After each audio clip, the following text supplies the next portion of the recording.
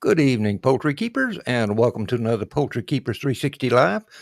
It's Jeff and I tonight. Karen is out and about doing her tennis thing, but we thought tonight would be a good night to do a little flock talk where we answer your questions. And don't forget, if you have questions while we're talking, just post them in the comments and we'll pick them up and answer them for you. So it's going to be a fun show tonight. Coming up in just a few seconds, we are going to get started.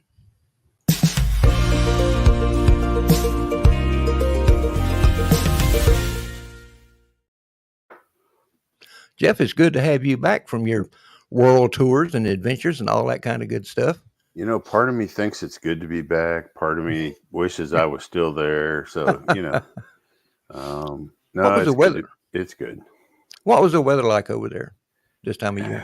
It is not for an old fat guy, Rip. Let me tell you, it was I'm staying 90. Home. It was 95. Humidity was always over 60%. So yeah, it and they must have fairly uniform weather throughout the year, because I know every time I've talked to you about that, it's always been warm down there. The cooler months of December, January, and February, it gets down to 86 degrees with a little bit lower humidity. That's what they consider cold. They will be wearing jackets there, right? Oh my gosh. I'll still be wearing shorts and t-shirts. And the folks I stayed with don't only have air conditioning in the bedrooms for sleeping at night. Mm-hmm. The rest of the house and no air conditioning. So it's like I said, for me, coming from the north especially, right, it was a pretty hard transition. I'm leaving 60, 70 degree weather to go over there and for 90s. Wow. Yeah. Nighttime lows were 82 degrees, if that tells you anything. No, I wouldn't like that. No. Well, why don't we get started? We've got some questions that we pulled from the groups, and let me pull up the first one here. The first one is, where can I find information about small commercial processing operations and equipment? I think the first thing I would say is probably a good idea if you're not a member of APPPA, the American Pastured Poultry Producers Association. That is a real good source. They have just tons of people on there that do this on a daily basis and work with it, and they're a tremendous resource. Now, I know, Jeff, you've worked with them over the years, and you could probably second that motion, but they're a good bunch of people. I started with them in 1997, if that gives you an idea how long I've been associated. Oh, you're an old timer. I am a very old timer.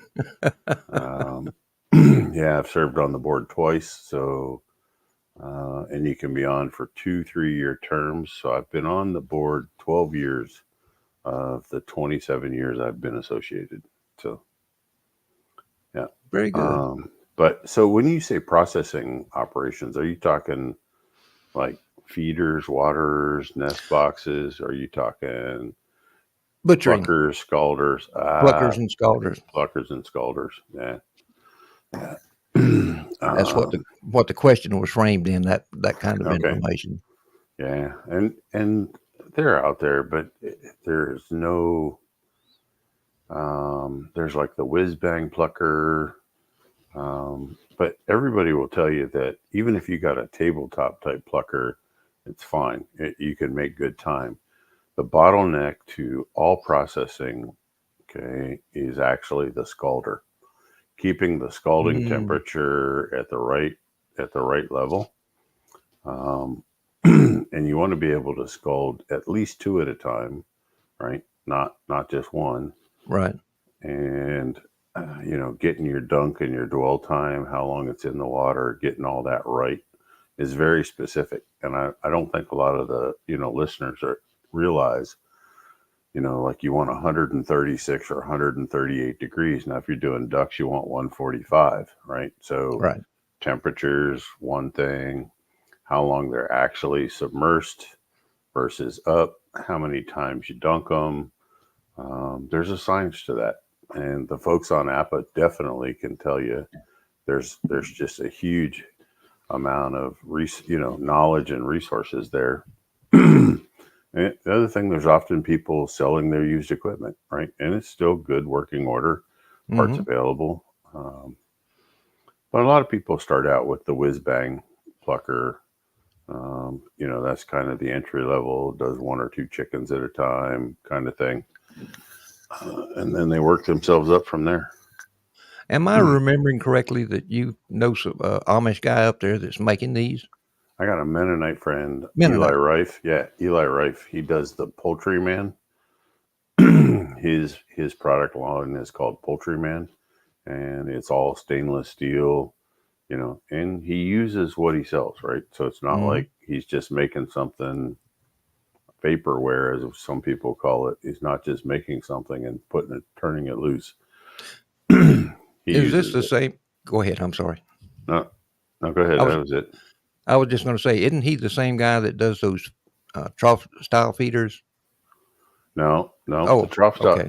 Okay. So Eli sells those, but the trough style feeders are made by Ruben Peachy, which isn't going to mean anything to anybody listening tonight, because Ruben doesn't have email, he doesn't have a fax, and he only goes to the phone from 7:30 to 8 a.m. Monday through Friday. Okay, he doesn't have voicemail. So that's Eastern Standard Time. So if you don't get up and you don't call him between 7:30 and 8, you won't talk to him, right? So people like Mike Badger, Eli Rife, they're getting large amounts of those trough feeders from him, and then they turn around and resell them.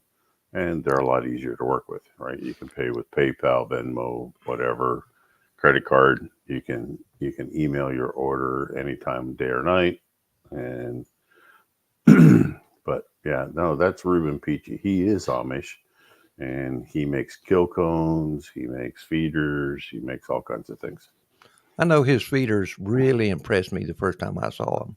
Yeah, he does a really good job. Good feeders. Yeah, they don't look like a whole lot, but they are good feeders. They're good quality feeders. But they're for functional. The money. They are. Yeah. Okay. What question we got next? Let's see. How do I set goals for a small poultry flock? To me, it kind of boils down to what do you want from your birds? Are you looking for egg production? Are you looking for meat production? Are you looking for just a few birds to give your family a few eggs? And you start there. So what you expect from your flock, it will determine how you set your goals. I know some people, Mandolin Royal, for example, her goal is to have a bird that matures quickly and that has a good size to it, a good body fleshing. I know she places a lot of emphasis on what she calls bag appeal, or what the carcass looks like after it's been processed and put in a freezer bag. I know some people that are putting emphasis on egg production a lot in breeding. And honestly, I'm glad to see that with standard bred birds, because that's something that's been lacking over the years greatly. Um, I don't know, Jeff. You got anything to add to that, or? Well, I saw this question come through the group, and I didn't know: is this a person wanting to breed and improve a breed? Is this a person who, just wants to improve their small? So I didn't know, exactly what the thought process was, or what they were looking for. There was just so many answers to this question, right? So, you definitely want to do selective breeding. You want to get rid of defects, regardless of who you are, right? As if you were going to be a show or exhibition poultry person, you still want to breed out defects, right? So Absolutely. You're constantly looking for that defect-free, pullet or hen. Same from the cockerel side, and you want to pay attention to your mating, but you also need to look at, like you said, like what Mandolin's doing. You have to watch for fleshing. So if you're looking at something you can eat when you're all said and done, number of eggs. And I'm glad you said it and I didn't have to, but the exhibition world has lost their focus on the true purpose of the birds. Yes. And, so, the black Australorp was holding the record for the most eggs laid by one hen for the longest time. Yes. And that's back when the breed was true to the standard, not just exhibition. And you can't say that today. Right? No. That's like so. I wish the Rhode Island Reds, the Black Australorps, people were actually, that was part of their selection criteria, to bring them back to what they're supposed to be, as well as defect free and look good, right? Right. On the visual side. But yeah, when you're breeding birds, if you're not breeding to improve them, you're making a decision not to breed birds properly, is the way I look at it. It should always be breeding to improve, to make better. But And it's whether improving that's, everything. yeah, It's not just their visual appearance and their body structure. It's no, you should be breeding to improve egg production if that's what the breed's for, or carcass yield, and how they muscle out. So yeah, absolutely, you need to breed for both, and it's tough. it is. People head off into a certain focal point. They go off in a direction of what's most important to them instead of being worried about a well-rounded bird as it's intended to be. So Exactly. Good way to look at it. all right, I got to go let the dog in. I'll be Okay. right back. Okay. Go let the dog in. All right, we do have some questions. I'll be right Yes, back. sir.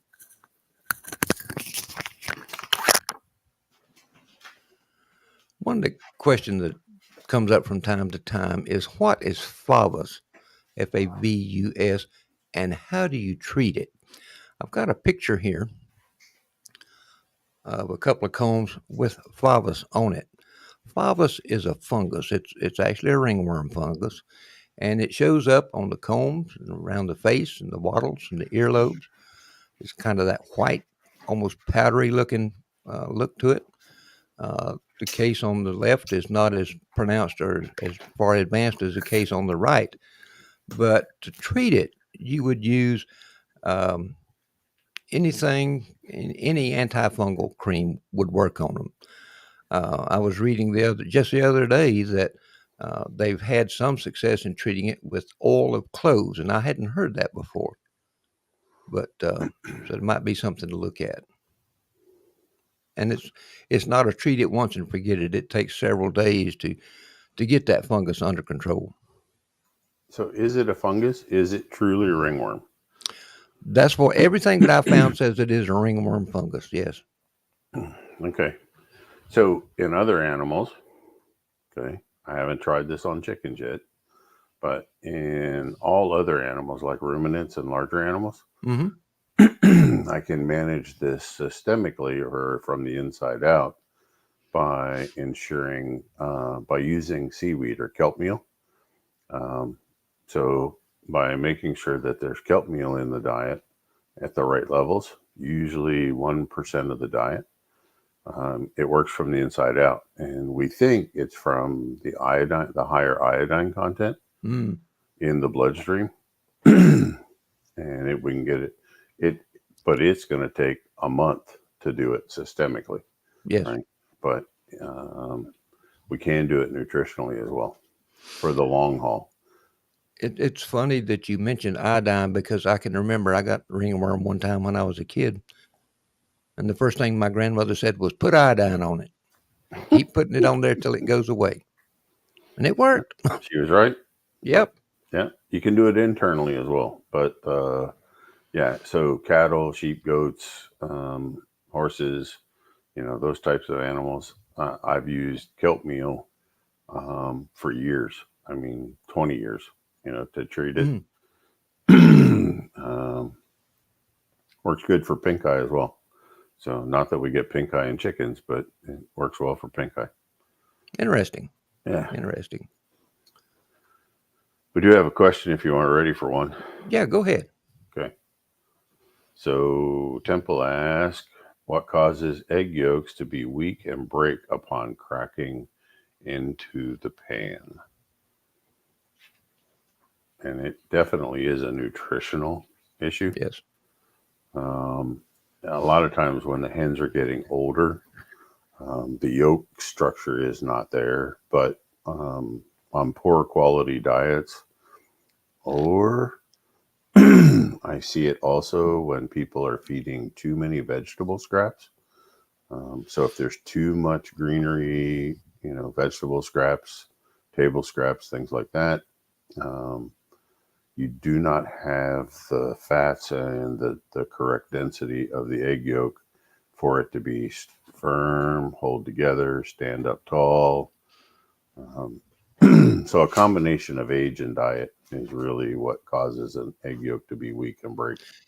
Jeff, I'm just asking this out of curiosity. I know we've talked previously several different times about how heavy consumption of water will water down the egg white. Yeah, same thing Does here. that same Yeah, thing here? Okay. yeah. Okay. So, I mean, the diet's just out of balance. I'm not getting enough proteins. I'm not getting enough fats. I'm not getting enough of what I need to make a really good yolk. And it's harder, in older hens anyway. But on a really good diet where the proteins are proper, I got the right carbohydrates, I got the right fats. You can still hold together on an older hen, 2, 3 year old hen. But coming into the spring and the summer, people like to cut and carry like leftover spinach or things out Mm-hmm. of the garden and Mm-hmm. so on. Even, look, I get it. Their hens are going to eat it like crazy because they love it and it tastes good and they're missing fiber in their diet. But doing that in a large way, is just going to dilute the egg, right? Because you're actually getting more moisture into the hen. It's not that it's a lack of nutrition, but they're eating a lot more moisture than they used to. So, yeah, Temple says she's feeding Kalmbach, um, and Fertrell, Black Stars, 2 years old. So I think their water consumption, Temple, is really high. I would be curious why. See if there's a way for you to measure how much water they're actually consuming on a daily basis. Um, it doesn't make any sense other than age. So no scrap, she says. So Those commercial um, birds, 2-year-old commercial birds are getting on up there too. yeah, they're black stars. Yeah. So they are getting a little bit to the older side. I'm wondering which Kalmbach, because they've got 15 different layer feeds. So I don't know. And they're not all great. Some of the higher end, Hen House Reserve, and some of those are better. But yeah, yeah, she says it could be the heat, which absolutely, especially if you're letting the egg in the box. If you're not getting them gathered, in the morning, before it starts getting hot, that'll also deteriorate that egg. So that. Yeah, nope, Very she's good. doing the 17% in the Hen House Reserve. So yeah, I think it's heat and extra water consumption. I wouldn't be a bit surprised. Okay, next question. Please explain the difference between Fertrell's Nutri-balancer and show and breeder supplement. This is a great question, because I see it coming up. There seems to be some confusion. So Yes. the Nutri-balancer has the calcium, phosphorus, selenium. It is designed to be mixed with grains and protein to make a complete feed. Okay, so it is the vitamin mineral mix for the manufacturing of feed. Show and breeder supplement was designed for folks who can't get a Fertrell formula. They're buying something local, best they can, to boost that to breeder or showbird quality, so it's raising those levels of all the vitamins, it's putting in probiotics, it's giving them a small amount of fish meal for meat protein, so it's kind of just taking local common feed and making it more of a breeder quality feed. That's the best way I can explain it.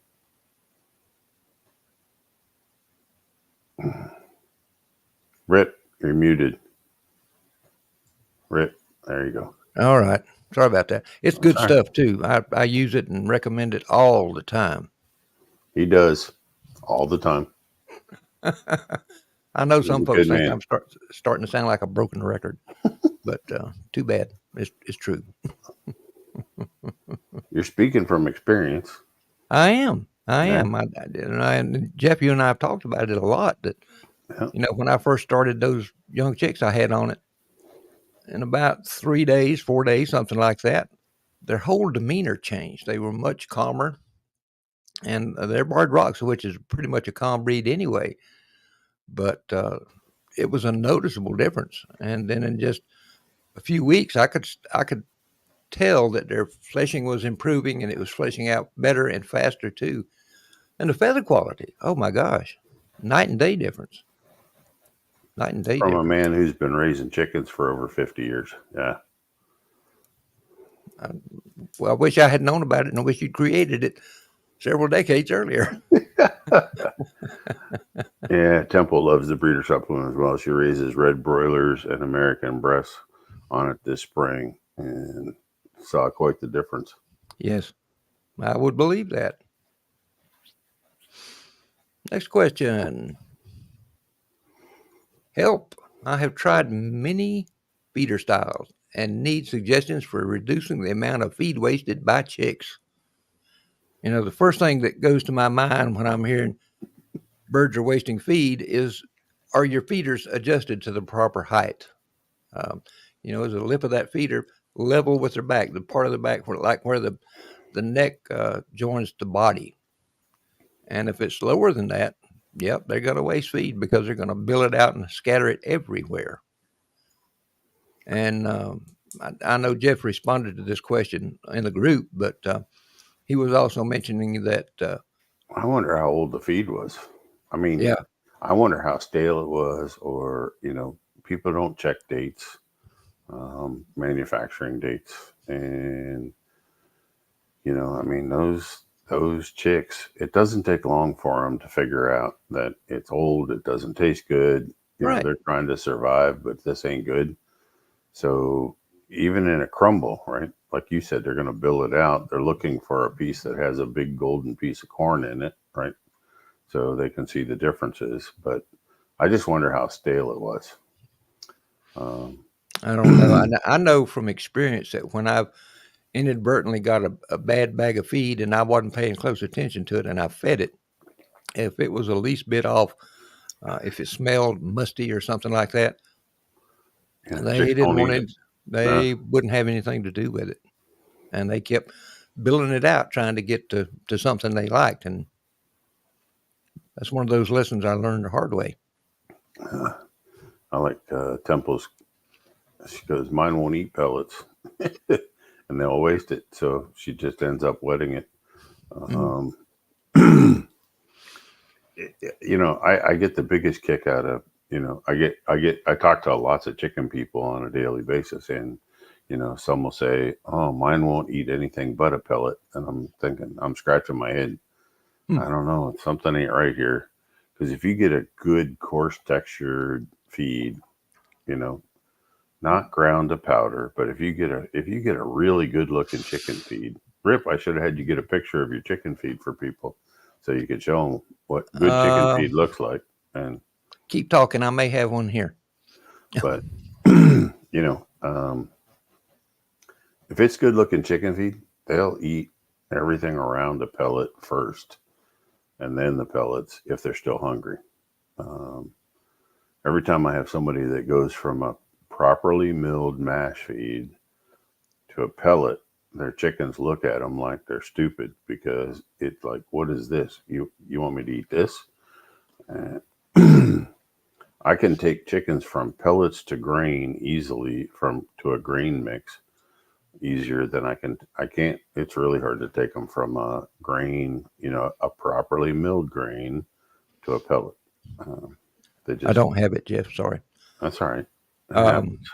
Um, I'm going to confess that the only reason I decided to try uh, the Triple M farm feed, knowing that it was a mash, I just had a hesitation there because my mind immediately flashed back, when I was a kid and, probably 10 or 12 years old, and we had a flock of about 800 white leghorn hens, and we fed Purina feed, and it was a mash, and it was powdery, powdery, powdery. And I just felt so bad for those chickens trying to eat it because it would dribble out of their mouths and it would cake up around their mouths pretty quick. But the, the feed that Jeff created for them, it's not that way at all. I mean, you can see grains of wheat, you can see pieces of corn. It's the birds love it.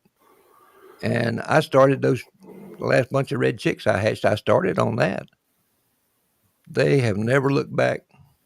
I would suspect that I could put some crumbles in there or I could put some pellets in there and they would look at me like I have lost my mind. They will. But it's So good stuff. how are your reds doing? You still got them? Oh, yeah, still got them. Okay. It's been so hot and muggy down here that the birds are really kind of suffering with the hot weather. Okay. But, you keep the fan going, you keep the water cool, and they're coming through it. I want to say that they're looking and dealing with the hot weather better than the reds I had before. And I've still got same management practices and pretty much in the same position out in the yard the coop is. But and I can't help but wonder how much of a role the nutrition is playing in that too. I can't help but think that there is some relationship to that. And maybe it's just me. I don't know. You know, uh, when food's properly balanced, it makes a difference all the way around.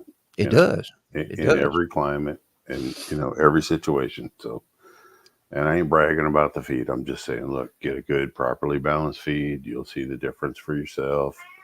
So, John's got a question for you. This is one for you, Rip. Uh huh. He recently added some new Rhode Island red hens to his flock. One of the new hens seems to be attacking the ones that were there already. He tried separating her for a couple of days, and still she singles out the older hens. Any advice? I think the first question I would have is there a big difference in size? I had some commercial reds one time, and I inadvertently put some of the commercial red pullets in with my standard red pullets. They were pretty much about the same age within a week or so. But those bigger standard bred reds, they got rather bossy, uh, and they would give those commercial reds a Yeah. rough time. Yeah, I can't believe you mixed those two together, but this is how you learn things, right? That's right, absolutely. I've learned If a lot there's of stuff if that way there's a by big making size mistakes.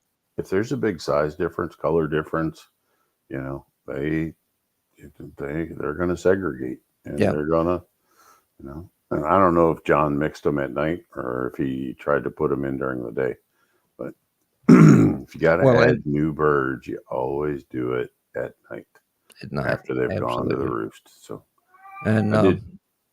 go ahead. I, I missed a question from Temple, but go ahead if you when you're done with. I was just going to say that not only was there the size difference, there was a big color difference in the shades of red too. Yeah, there should have been from a commercial red to your true Oh, Rhode Island absolutely, reds. absolutely. Yours should have been a lot darker. So Yeah. Oh, they were. Temple wanted to know how to slow water consumption, and Temple, we really don't want to slow water No, consumption, I wouldn't think so. but you could help by cooling them off, if you actually go out there and hose them down, mist them with the water hose, before you get or during the hottest part of the day, you can help cool them off. Just drench them. Go out there with a sprayer. You don't use the stream nozzle, of course. You're using the mister nozzle, but you can go out there and make them wet, and they'll be a lot happier. And they like it too.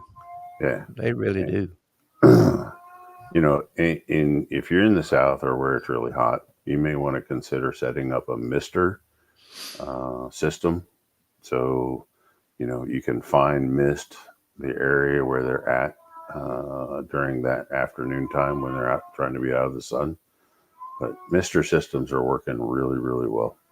So even the pastured poultry folks out in the field now are running mister systems in their pens, especially, like Texas through the South, Florida.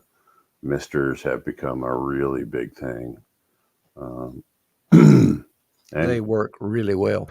Yeah, and the birds don't mind it at all. So they like it. Yep. Okay. All right, we're caught up on questions. What do you got next, Rip? Okay. Question. I have been getting eggs with granulated looking ends.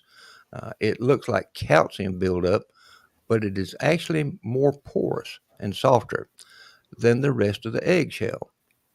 I have noticed that these eggs will start to grow mold, or what looks like mold, after they've been sitting out on the counter for a couple of weeks. I know the look she's talking about, and it's so I don't know the age, right? I don't know the age of the hen. Yeah. Look, folks, the eggshell gland where the calcium is deposited, the older she gets, the less able she is to absorb calcium and move it to that eggshell gland and give you that perfect egg. So, if we're not molting the bird on a schedule, we're coming up on molt season. There you go, Rip. We need to talk about the molt next time. But yes. Birds are already starting to drop feathers. But if we're not molting them correctly, and we're not during that time off when they're not laying eggs during the molt, we need to have oyster shell everywhere, right? And we need to let them. So not everyone realizes that when an eggshell is formed, somewhere around anywhere from 40 to 60% of the calcium that is being deposited on the egg for the eggshell is actually being translocated from bone mass. So the hen has to absorb calcium, put it into her bones, then she takes it back out again for eggshell development. It doesn't all come out of the digestive tract only. Only 50 to 60% of the eggshell is coming from dietary calcium. All right. The other thing is with age, those body systems are just getting tired. So not these people that let their hens lay for 2 years straight, whatever they get, it just drives me crazy. They don't give the hen a break. She needs that 60 days off. She needs to take that 2 months off or 3 months off, depending on the breed. We got to rebuild that bone. She's got to rebuild those body systems. We need to shrink those ovaries, get back down, make her more efficient. So and lose some weight too. That really helps in a lot of areas. Yeah, if we're not going through the molt and we're not doing it right, then these are the things you're going to get, right? And I know so many people think that the whole purpose of the molt is to get rid of the old feathers and regrow new ones as fast as you can, but there's more involved than that. It really is. So that's a good idea. We should do a show on the molt again. Yeah, just to remind folks that the molt isn't that hard, and it's really important for it is really important for if you're going to keep birds for multiple years, like you want to keep hens for 6, 7, 8 years, then the molt is going to be really important to the longevity of that hen. Rob said he's read that chickens can overdrink from using a nipple system. But that's what he uses, and he hasn't had an issue. Allegedly, they drink for the entertainment when they're bored. I've heard that also, Rob, and I don't know if that's. I haven't seen it, but I have heard the same thing. Um, I know chicks and like Cornish cross, they will, they're bored, so they'll spend a lot of time drinking more, but they actually need it at that point during the growth and development. I haven't seen it in hens or mature birds, but I've heard they overdrink. Rip, you anything to I, add? no, I haven't seen that either. And I'm sitting here thinking back. I used nipple drippers for a while, and I I never saw anything that I thought was for their amusement or entertainment. So, Zach, Northeast Morphs, can you introduce a group of 9-week-old chicks to 20-week-olds at night? Or is the size difference too drastic? They are in a small coop in a run of the larger birds currently. Um, Same breed, Zach? I mean, are they, same color, same breed? That's for Yeah, me. That's a pretty wide variation in it ages. is. I'm worried about the size difference right there. Um, and I don't know how many we're talking about. Is he adding 10 or is he adding 100? But I think the size is going to be pretty drastic there. Um, I think it's better to keep them side by side, let them see each other for a while, get to know each other through the fence without killing each other. But those 9-week-olds need to be, up in the 3.5 pound range before you put them in with the 20-week-olds if they're a standard size chicken. I'm worried you're going to have a lot of carnage going on out there. There's going to be a lot of squealing and I carrying agree. on. Yeah. I don't think that's going to end well, Zach.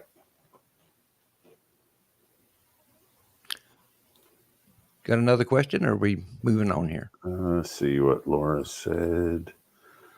Yeah, she's nipple waters and she hasn't seen a problem. Zach said they're different colors, different breeds. Yeah, no, Yeah, Zach, don't put them together.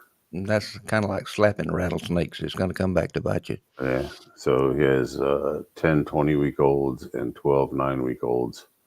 Appreciate the yeah. He's new at keeping. Yeah, I just don't want it to turn into a nightmare for you. And I think that's if you said you had 39-week-olds, I wouldn't have a problem with it because then they outnumber the 20-week-old Right. birds. Okay. Right. So if there was a huge, number, if you had twice as many, yeah, I wouldn't be concerned because there's more of them. But your numbers are too close together. I think the older birds they're just gonna walk around pecking the little birds on top of the head all That day long. that just puts the young birds at a big Yeah. disadvantage right off the bat. Then they're not going to eat right. They're not going to drink right. They're going to be stressed. I don't. Yeah, let's not do that. So, and he said he's definitely going to keep them separated. Good deal. I think you'll be And happier that way. Marcia said I posted earlier about the water pH and its effect on disinfectants and digestion. Oh, expound on that. That was a Yeah, good post, by the way, Jeff. I, I enjoyed I read a lot of information and then I regurgitated it in the nicest way that I knew how. But it. And I know you so love reading. yeah, I hate reading, but yeah. So I'm working with a guy in Texas, and his water that's being supplied to him is 8.4 pH, which I put in the little piece that I wrote. And I'm working with him on why the new batches of chicks in the brooder are not performing as well. And I tried telling him he has a pathogen. His pathogen loading in the brooder is not good, and I thought he just wasn't disinfecting well enough, right? And So, I looked into it. I just, the question popped into my head today. It's like, I wonder if water pH makes a difference when using chlorine bleach, or chlorine for a disinfectant. Sure enough, I found multiple reputable information sites saying the higher the pH, the less effective that particularly chlorine is. And at his 8.4, only 9% of the chlorine in that water was still had a disinfecting effect. So the lower the pH, and they tested it, the growth, the graph that I saw was pH to 5.5 being on the acidic side. And that's where they saw 97% effectiveness of the disinfectant. And it's not just chlorine. From some of the charts that I was seeing, it was other disinfectants that are also alkaline. So if someone who wanted to use hydrogen peroxide, for instance, they're going to see the same effects, right? It's not going to be as effective. Now, from the digestion side, the big commercial breeders, the Purdue's, the Tysons, et cetera, the universities they get paid by, Purdue, Tyson, Pilgrim's Pride, they're doing the studies to find better digestion, to get better feed efficiency. So one of the studies I was actually reading through today showed that, believe it or not, folks, apple cider vinegar gave the best feed conversion ratio when it was used at 1%, 1 ounce per gallon. And they saw, and it was a very small number. It was 1/10 of a pound on feed conversion ratio. Now, if you have 50 million chickens that you're going to raise that year, 1/10 of a pound on feed conversion is huge. I mean, that's a massive number. For us with 50 or 100 or 200, backyard chickens, you're never going to notice it. The more important part was the lower pH in the gut, the coliform bacteria, the E. coli's, the clostridiums, all of those thrive at a higher pH. So when your gut pH is up high, which is going to be driven by your water pH, you're going to have more risk of those infections in the digestive tract. Keeping that pH down, 6 to 6.5 is probably ideal. You periodically, in those studies, they were dropping pHs down to 3 or 4, and they would only do it for like 1 or 2 days a week. And they were seeing less risk or less buildups of E. coli's, coliforms, and clostridiums, the bad bacteria in those digestive tracts. So that's a little bit more of an expounding. There's lots out there. I mean, there's lots out there, and and I'm not reading the anecdotal stuff. I'm reading the university type studies from both here and England and Europe. And you just try and throw it all into a pot and pull out the common themes or the common results. That's normally when I do research, I look at, 6 or 8 or 10 different papers, and I only pull out the common information that was found in each one of those studies. Because each one of them is going to be a little bit different. Their parameters are different, and reading those science papers, just, it's like fingernails on a chalkboard for me. I agree. And they think they're going to be more impressive by the more syllable words they use. So when you get up to those 5 and 6 and 7 syllable words, they must be PhDs at that point because they can't speak like a human being. Anyway, sorry. I get off I my agree. rant. I agree. Yeah.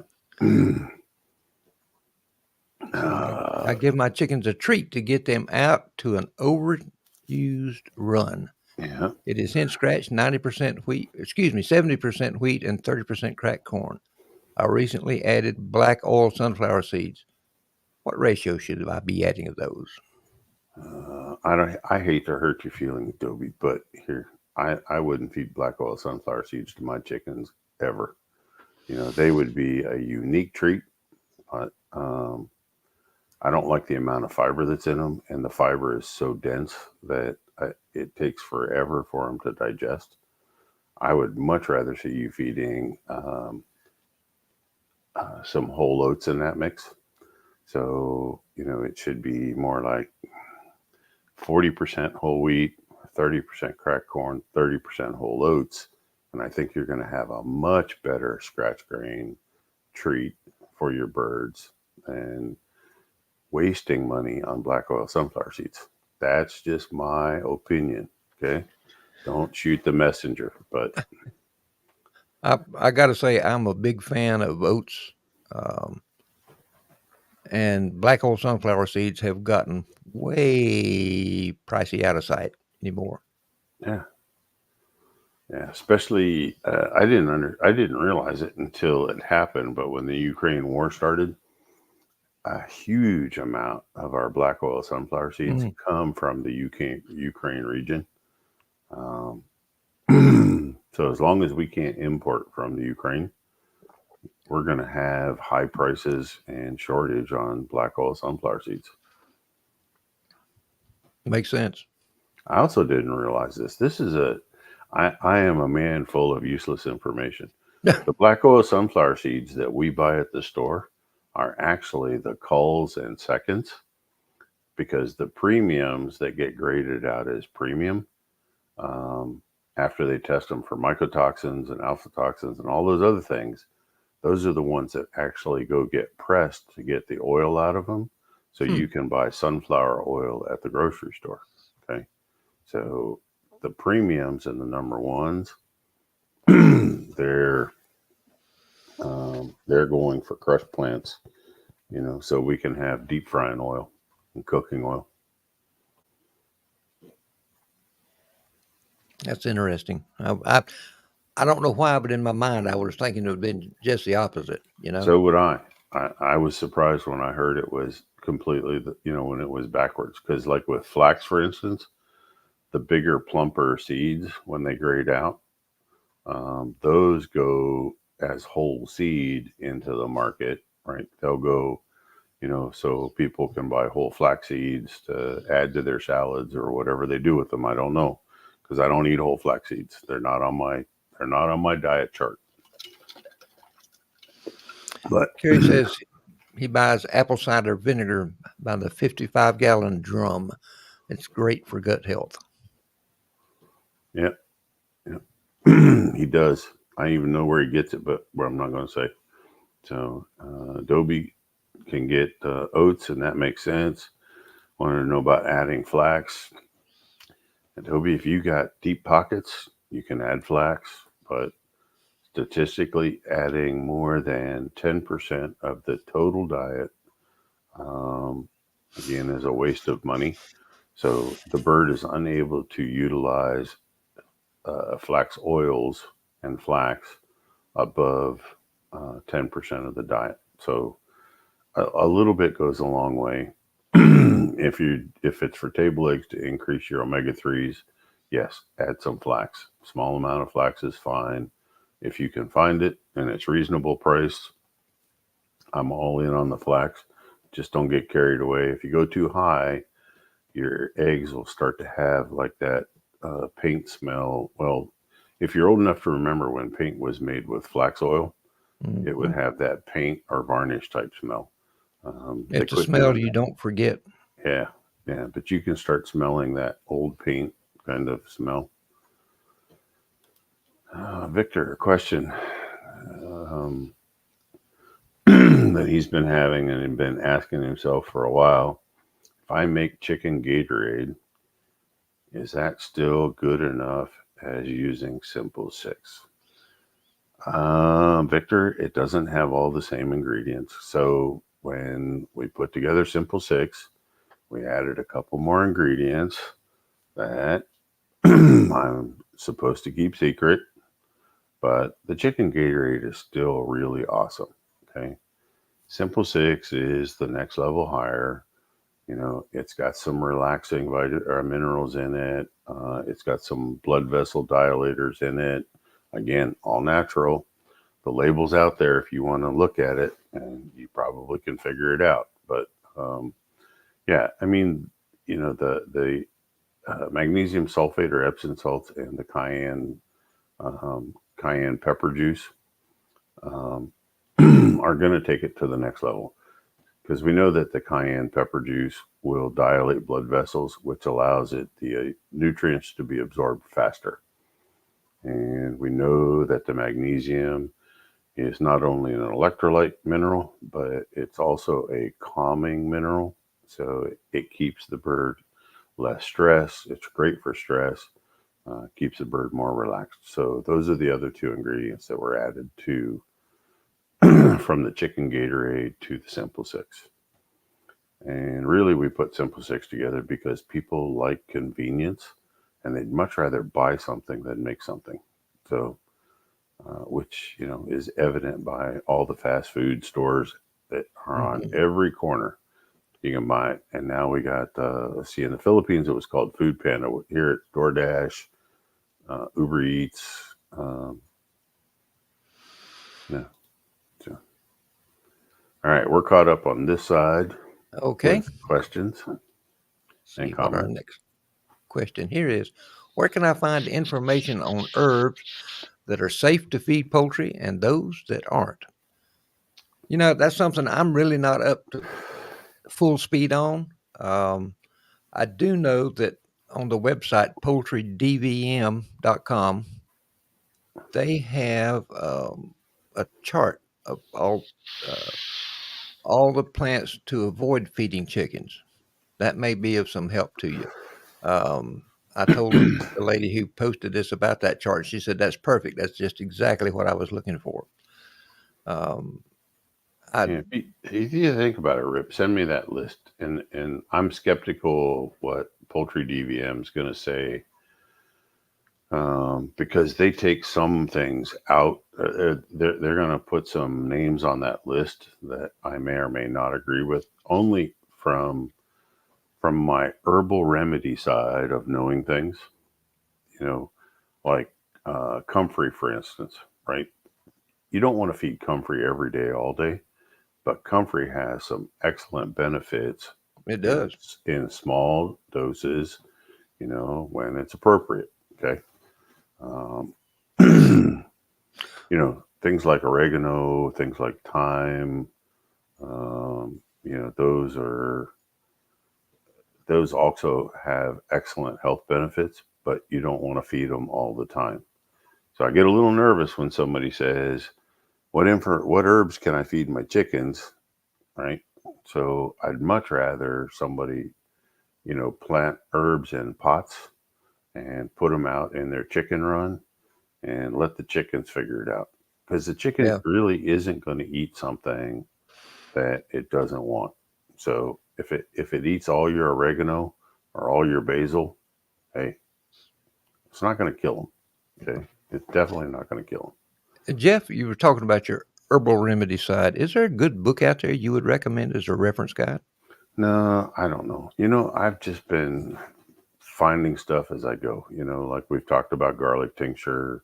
I know that oregano or oregano oil is excellent for managing bad bacteria, coccidiosis, necrotic enteritis. So, there's nothing wrong with thyme. There's books out there. Every time I open one up, it just, I don't know, it feels like it's more of a sales pitch than it is good basic information. But it's out there, but you're going to have to go digging for it, and it's going to be in bits and pieces. It's not all in one book, Rip. I wish it was.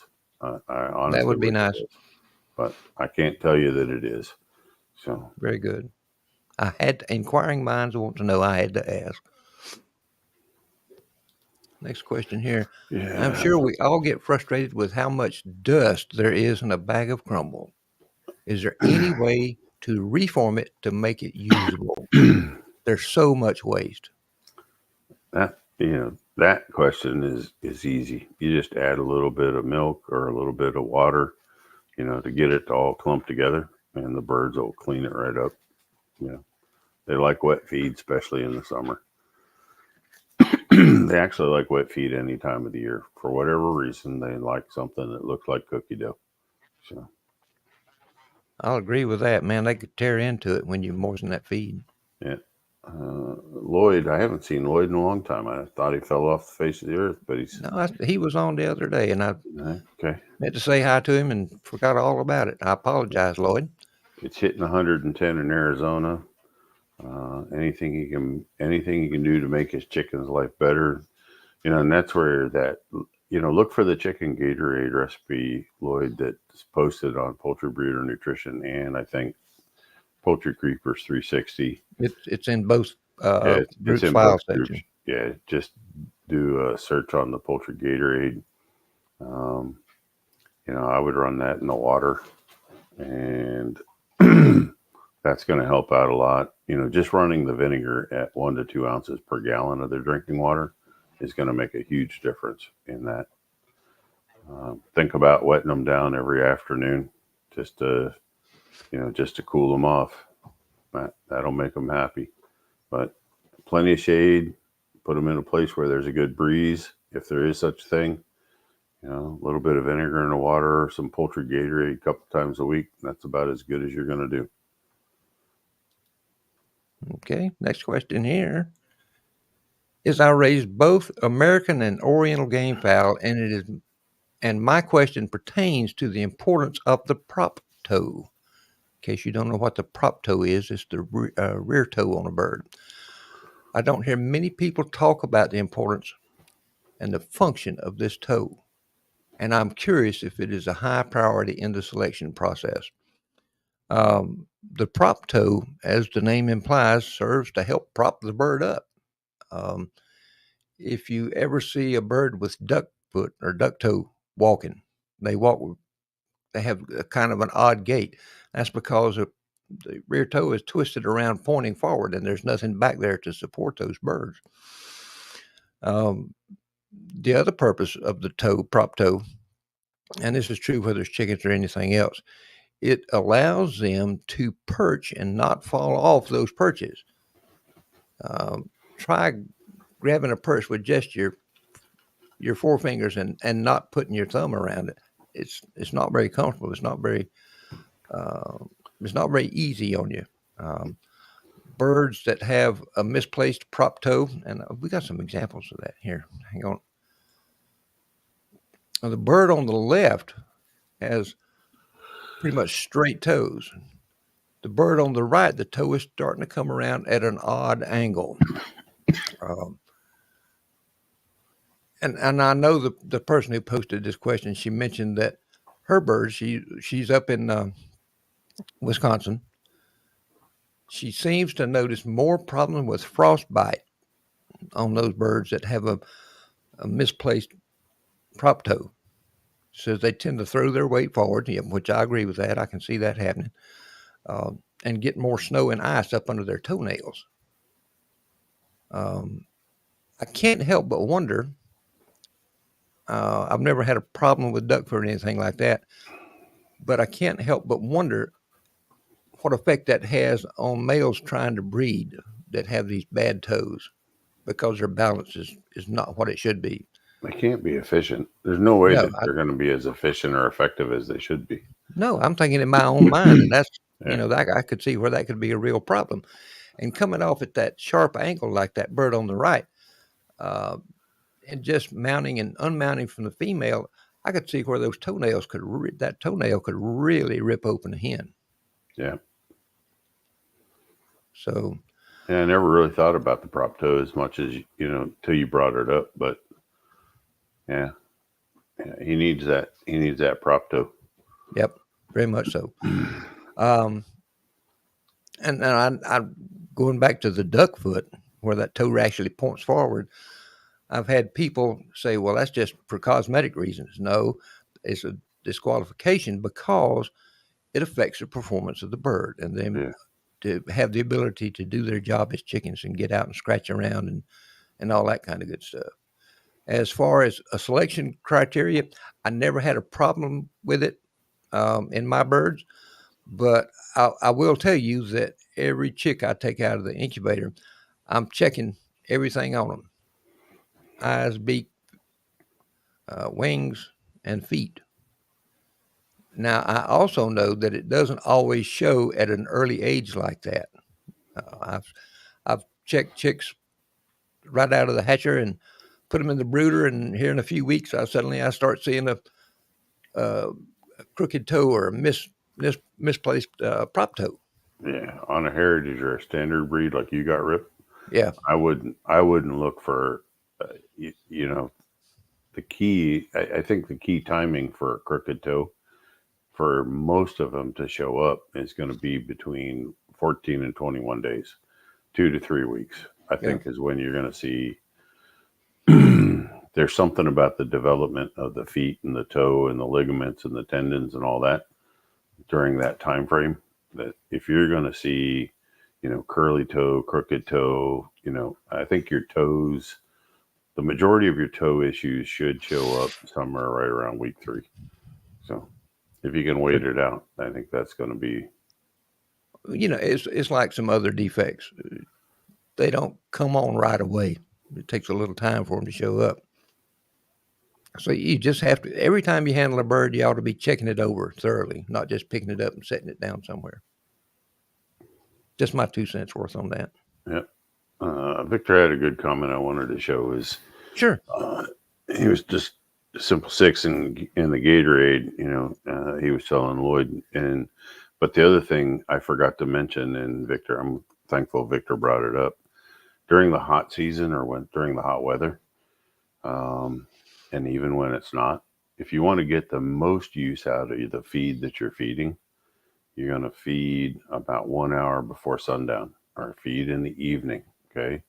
And, when it's starting to cool off, your birds go to roost with a full belly. They're going to be a lot happier. I know people like to do their chores in the morning, get up, go, get their cup of coffee, go do their chores. But in a chicken's world, the best time to feed is, right hour and a half before sundown. If you're home and you can fit that into your schedule, absolutely the best time. Let's see, the next question we got here is, how does coliform bacteria in the well water affect poultry? Just kind of goes back to what you were talking about with the pH earlier. Yeah, it's going to degrade overall digestion, and and it's variable. So you say coliform bacteria, are we talking 1 or 2 colony forming units? Are we talking 10? Right. So is that number 1 or 2? The chicken's going to deal with it. Okay.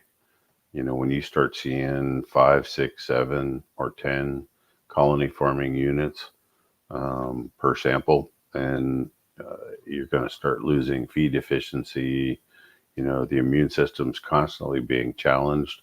So if another disease or something, if they were exposed to another challenge, they're not going to fight it off as well. So they're just not optimum health, and they're always going to be in this kind of so-so situation.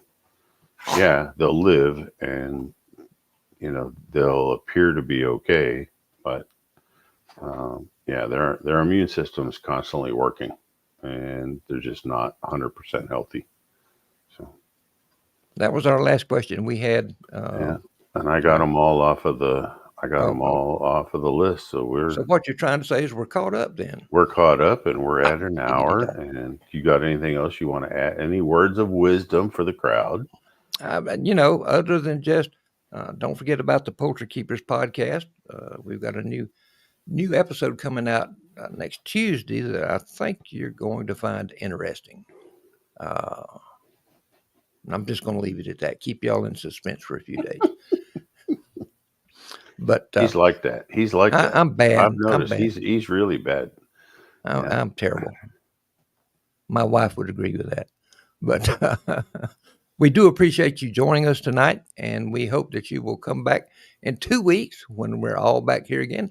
And 2 weeks, we'll be talking about molting and how to manage that and Let's talk about the molt. take advantage of that.